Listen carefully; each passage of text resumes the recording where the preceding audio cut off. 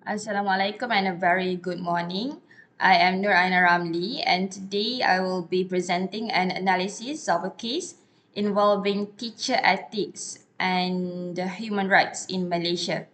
In today's education system, as a teacher, we are not merely the bearer of knowledge, but also we need to uphold values and integrity.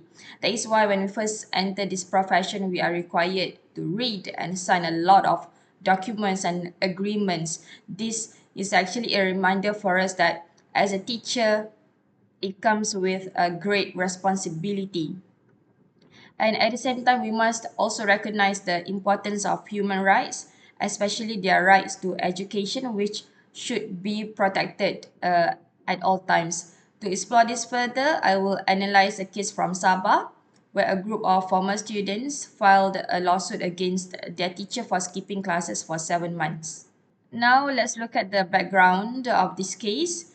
This case is a big deal because it's a rare occasion where people actually filed a lawsuit against a government and they actually win, let alone when they were students at that. And this case happened back in 2017 and they win their case in 2023. So three students from Kota Belud, Sabah, they filed a lawsuit against a teacher because he skipped classes. The teacher is Muhammad Jainal Jamran, the D1, as in defendant one, who goes by the name of Sir JJ at the school. In 1 year where we probably learned for about 10 to 11 months, he skipped his English class for 7 months. He did attend the school, but he purposely skipped their class, specifically their class, for no valid reason. And they did not only sue the teacher, but they also took legal actions against the principal, the D2, defendant 2, and even the government of Malaysia as well. They were all sued because they failed to prepare the students for examinations as prescribed in the Education Act. This case, it happened in SMK Taun Gusi, located in Kota Belud, which is ranked as one of Malaysia's 10 poorest districts. Over 1/3 Kota Beludian, they live in absolute poverty. The plaintiffs, the three students, the whistleblower, the defendants, they all reside here. This is the picture of the students involved. The plaintiffs are the one who filed the lawsuit. The rest were the plaintiffs' classmates who were among the witnesses for this case. So the plaintiffs, when they want to address this issue, they did went through the proper channel. First, they made complaints to the school teachers, but instead of getting a solution, they were advised to just let it go and do their own study instead.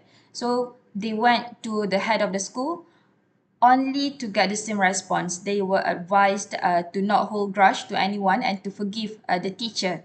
And he blamed the students because they only tell them at the end of the year when this has happened in early year.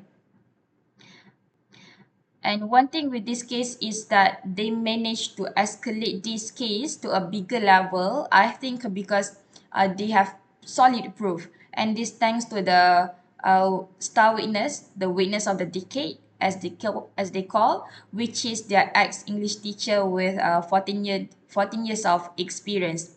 She is the one who exposed 80 recordings with timestamps of Sir JJ's absences. She hid a GoPro at the back of the class and recorded during the time that Sir JJ was supposed to enter the class, but he did not. Other than that, they also have audio recordings of when they met the teachers and the head of school. So they have a solid proof that these people are trying to sweep this issue under the rug. With this proof that they managed to expose a cover up by the principal and death threats that the whistleblower received. Next, we are going to look at the misconduct that are committed by Sir JJ and other defendants and the laws governing based on the ruling of the court. The first misconduct committed by all five defendants, from the teacher to Malaysia government, is that they denied students' right to education under the federal constitution. So based on our federal constitution, education is a right. So everyone deserves to get their education. On top of that, this right to education is further solidified by the Education Act. So our Education Act also says that you have every right to get education, and you are also entitled to preparation to fix examinations that are related to basic education from year 1 until SPM. In this case, the students, they were not given this right because they didn't get a proper preparation for their SPM English exam. The second misconduct is the teacher was absent without leave. The law that Sir JJ violated is Public Officers Conduct and Discipline Regulations, which in short is POCDR. This law states that a public officer should be present to perform his duty. If he is absent without permission or without valid reasons, then he is liable to disciplinary action. Basically, this law also lays out the guidelines to demote or fire a public officer if they are proven guilty. And this law is also used for other defendants as they failed to exercise disciplinary control and supervision over JJ. In this law, it is clearly stated that if their subordinate neglects his duty, then it is the officer's responsibility to take disciplinary action over the subordinate. If not, this is considered as an offense by the officer. Since in this case, the principal and the top management did not take action against Sir JJ, this is seen as negligence and irresponsibility in performing their duties to supervise their subordinates, which is a form of misconduct. Next, we are going to look at the implications of this case. I will start with the impact on students. First, they face academic failure. The witnesses said in the court that they failed their Form 4 end of year exam and received grade E for SPM. Of course, there are many factors that cause this failure, and we cannot put 100% of the blame on the teacher, as this also could stem from the student side as well. But the teacher still has its own part in this failure, because the teacher did not attend class. The students couldn't prepare for their big exam, leading to their failure in it. During the hearing, they had a witness who is an expert on psychology, a clinical psychologist.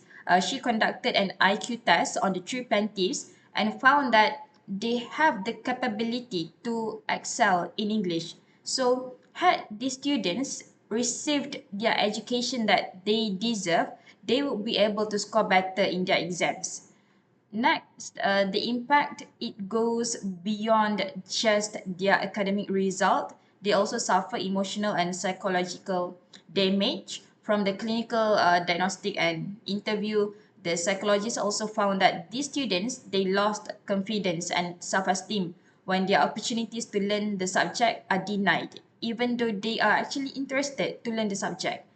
According to this expert, the Malaysian educational context, SPM is crucial because it serves as a benchmark for students to enter a university. Given the weight that SPM carries in Malaysia, their failure in it jeopardize their self-esteem.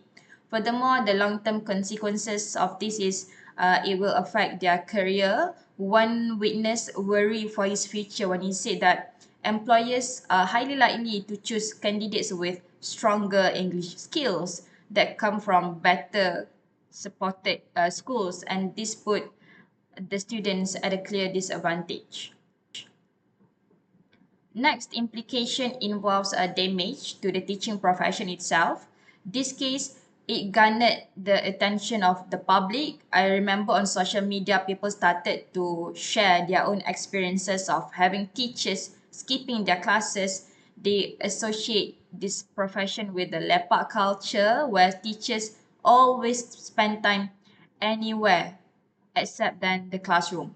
Because of this, the public start to generalize and see all teachers as lazy, or unaccountable, even though actually many educators, they work very hard, even spending their own money and time outside of school hours for their students. Moreover, this case also creates a loss of trust in the school system because no actions were taken by the school, although they have repeatedly raised the issue. So getting this type of response from the school means it sends a message to the public that students, their voices are not valued and they are not heard. In this case, there is another school principal.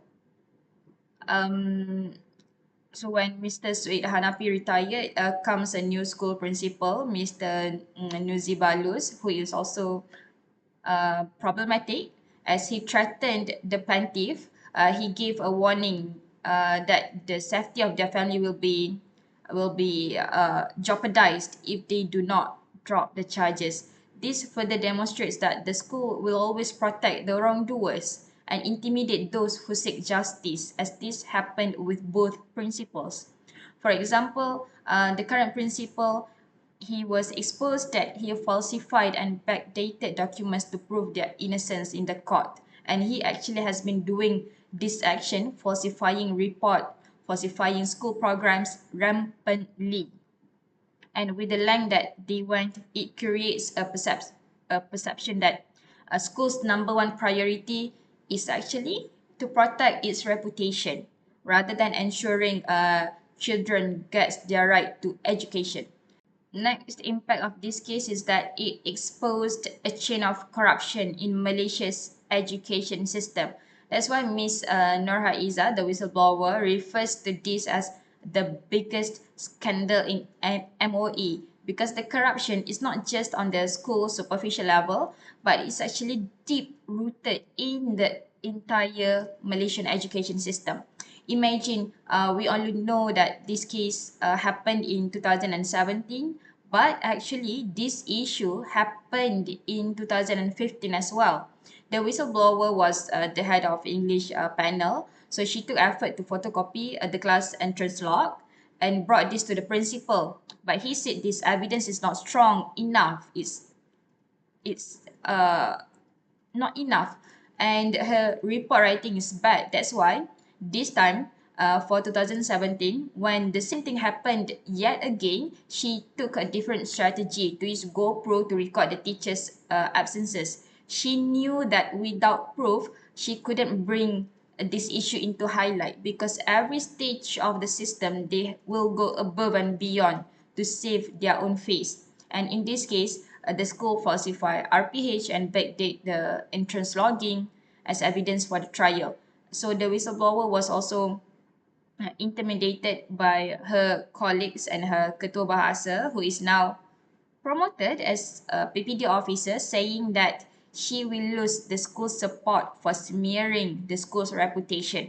And this case also exposed to us an ugly side of education system, particularly in rural areas like Sabah. Actually, teachers' absenteeism is common in Malaysia. So according to Murray Hunter, this is one of Malaysia's biggest education problem.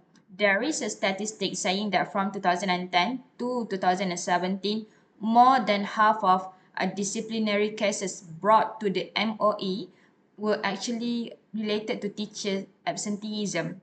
According to Tiada Guru is an NGO in Sabah that pushes for students' right and expose problems like teacher absenteeism. Um, so according to Tiada Guru, absenteeism happens a lot more in rural areas.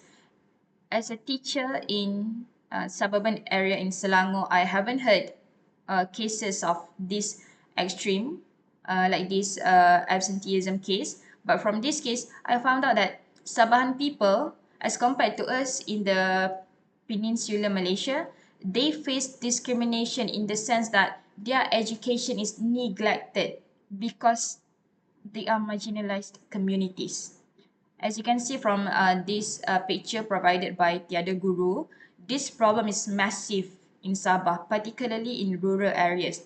So why they say 30 years? Because they managed to list out journal articles year to year that touched on this absenteeism that is dated way back in 1987. This proved that this issue has been going on for decades.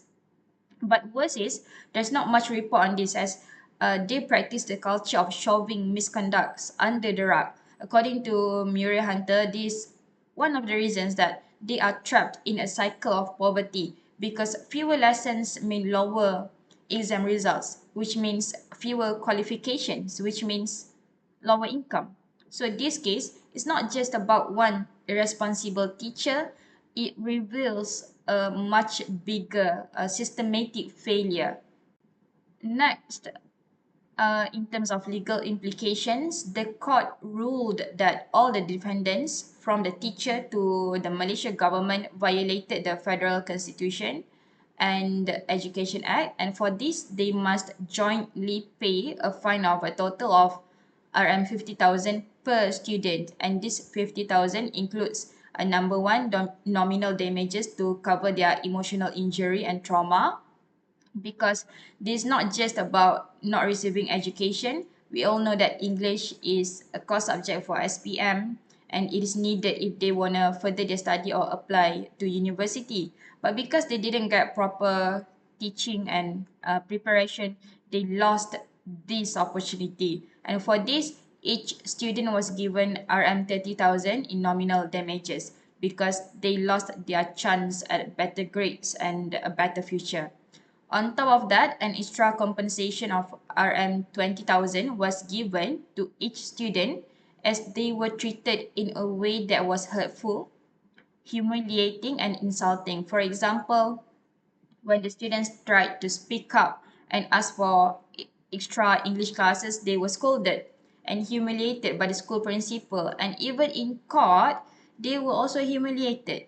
They were asked embarrassing questions about why they failed the other subjects because the opponent, it can be seen that they are desperate to try to shift the blame from the teacher to the students. And from this, they caused injury to the students' dignity. That's why the court awarded them another RM 20,000 each in aggravated damages. Last but not least, let's look into preventive measures. First off, we really need stronger monitoring, especially in schools in remote areas. One way to do this is through digital attendance logging. Unlike the old paper-based logs that need to be checked manually and can be changed, digital attendance, it can be monitored instantly by education officers. They can access the data online and immediately see if there is any pattern of teachers being absent or not doing their job properly. So this makes teachers more accountable because they cannot just keep classes without anyone noticing. Plus, digital systems, it has a time-stamped log. So if a teacher doesn't show up, there is a clear record of it. It makes it way harder for anyone to backdate or to mess with the data or cover things up. Second, preventive measure is to set up a children's ombudsman unit for a long time kids who are mistreated at school, like neglected, especially in rural areas. They have no proper protection. Sometimes even when they report a problem, nothing happens, or worse, the adults make them feel like it's their fault. So this is especially common in rural schools like in Sabah. And here is the thing: our Ministry of Education is in charge of thousands of schools, millions of students, and hundreds of thousands of teachers. But there's no outside body checking if they are doing the right thing. So when something bad happens, the system can just cover it up quietly. Hence, we need to set up a children's ombudsman unit. Basically, it's a group of people who work outside the ministry. They are an independent body, and their job is to listen to students, parents, and teachers and take real actions when there is a problem. The this unit, it should have trained people, someone who knows how to talk to the kids gently, spot signs of harm, and protect their safety and privacy. Plus, if students and parents know that there is someone they can trust, they will be more likely to speak up. Right now, most people just stay silent because they think nothing will happen anyway. But if this unit is created, we can finally stop these problems early. We can protect students and the whistleblower and make sure that justice is done even when it is against big officers or school leaders.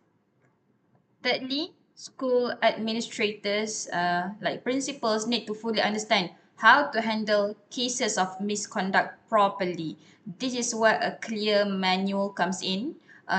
They must be equipped with knowledge about the legal procedures for investigating violations. Of course, they might know that they are under the duty to conduct disciplinary actions to supervise if there is misconduct, but they might not know how to do it properly. So this manual, it would explain things like basic legal principles, how to gather evidence, and how to protect whistleblowers. So when they want to report issues to the appropriate authorities like the ombudsman or other disciplinary bodies, they know what steps they should follow. So the idea is that they need to know how to report the issue properly and ensure that the process is fair for everyone. This make sure that the school admins know what is their accountability when there are cases like neglect like this. So, in the end, this is not just about Sir JJ, who has now been transferred to another school.